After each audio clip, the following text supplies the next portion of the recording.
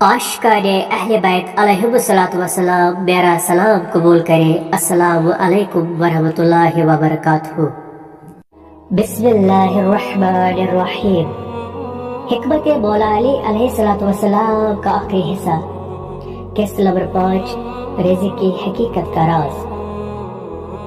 हम में से बहुत से लोग अपने मुस्तकबिल और रिज़्क़ के लिए परेशान रहते हैं, लेकिन मौला अली अलैहिस्सलातु वस्सलाम ने रिज़्क़ के बारे में एक ऐसी हकीकत बताई है जो आपकी सोच बदल देगी। नुक्ता नंबर 1, आपने फरमाया रिज़्क़ दो तरह का है, एक वो जिसे तुम तलाश करते हो और दूसरा वो जो तुम्हें तलाश करता है।